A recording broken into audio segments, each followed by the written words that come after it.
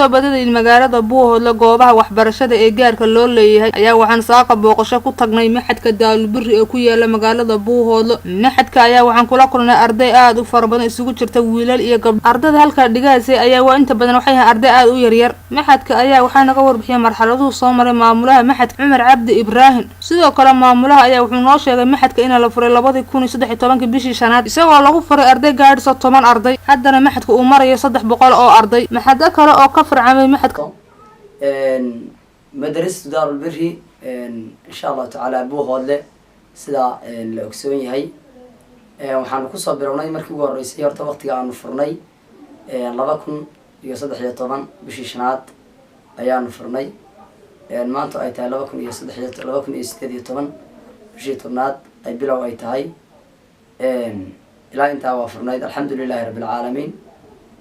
arday aad u kooban oo ilaa 10 ayaan waqtiga aan ku furnay madrasada hadda madrasadu waxay maraysaa markas ayay maraysaa dhowr qaybood ayayna leedahay dhowr qaybood ayayna ka kooban tahay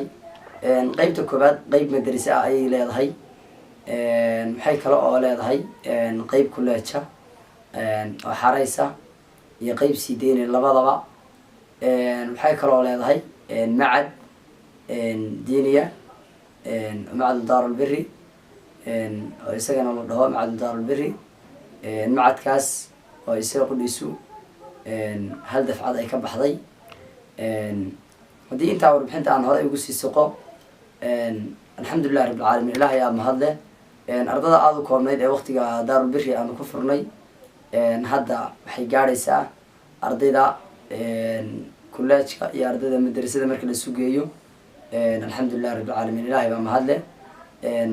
waxay gaadhaysaa arday ilaa 300 wax yar ka yar adigu ilaa 280 ilaa 290 inta u dhaxaysa sidoo kale qaybta macadka arday 100 iyo ka badan weeyaan ilaa 120 ilaa 130 wixii u dhaxeeya ah ilaahay ayaa mahadale alxamdulillaah rabbil caalamiin sidoo kale waxay leedahay laamo kala duwan oo laba laamood oo kala duwan ayay leedahay oo isla magaalada ah oo Daarulbiri 2 iyo Daarulbiri 3 ayay leedahay markaskan uu leeyahay markaska cadadkiisa hadda aan inii sheegayana waa cadadkan hadda halkan magaalada bartamaheeda ku yaala aaga laabiga ka soo horjeedka beebaha aaga u dhow ayaan hadda inii soo gudbinayaa laamaha kalena laanta Daarulbiri 2 iyadana waa arday ilaa 60 ilaa 50 u dhaxeeya sidoo kale Daarulbiri 3 iyadana waxay ku taalaa balliga ayay ku taalaa iyaduna waxay leedahay arday cadadkeedu ka kooban yahay iska bilowaya taas oo asaas weeye dhowr iyo 20 weeyaan halka ta kale ee Daarulbiri 2 ay ku taalo xerada askarta aan inii sheegayo cadadkeedu ka kooban yahay ilaa iyo 60 ilaa iyo 50 inta u dhaxaysa insha Allah taala waxaan jecelahay inaan halka ka sii wadno oo halka aanu dadkayga aqoontooda aanu kala sii qaybsano oo dadkayga aqoontooda aanu ku soo saarno sida aanu ugu soo dadaalayna iyo inta aanu soo dhiganay aanu ugu soo dadaalaynayba kuwan kale hadda aanu hayno iyo wixii kale noo yimaado insha Allah taala aanu halka ugu sidaalo waayo maxaa sababay markaanu aragnay dadkeena aqoonta sida ay ku yihiin khaasatan aqoonta diiniga ayaan awood u sii saarnay oo ay tahay meeshii nabigeena nagala sii dardaarmay kaleey salaatu wasalaam sallallahu alayhi wasallam dhaxalka adduunyaha nabiga laga dhaxlayna uu yahay diinteeni suubaneed ay tahay halka ayaan awood ku sii saarnay inaanu maartay aanu sii xoojino oo aanu ka soo saarno insha Allah taala wixii loo baahnaa aanu ka midho dhalino haddana insha Allah taala waxaanu diyaar u siinahay haddii aan hay madiirkii Daarulbiri in insha Allah taala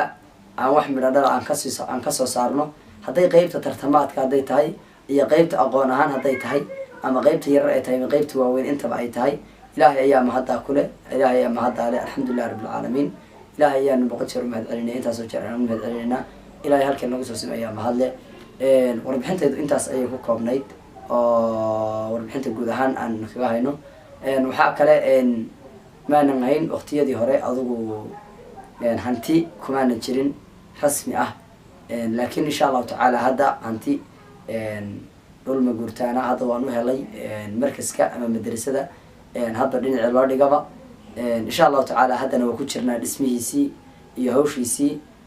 inaanu sii wadno intaana ka sii ballaadhino intaana waxaanu doonaynaa insha allahu tacaala inaanu ummadda usii faa'iideyno oo ummadda insha allahu tacaala wixii intaanu tacayin ee aanu kordhin karno ee ilaahi subxaana watacaala awood uu noo siiyey inaanu ummadayada la qaybsano oo jeelka naga dambeeya aan usoo kicino ayaanu rajeynaynaa sidaas ayaan inla qaybsanaya. marka dhismaha ayaa inaga caawiya xagga dhismaha dhulka xagga dhismaha aad baad mahadsan tahay. xagga dhismaha haddii aan wax ka yar taabto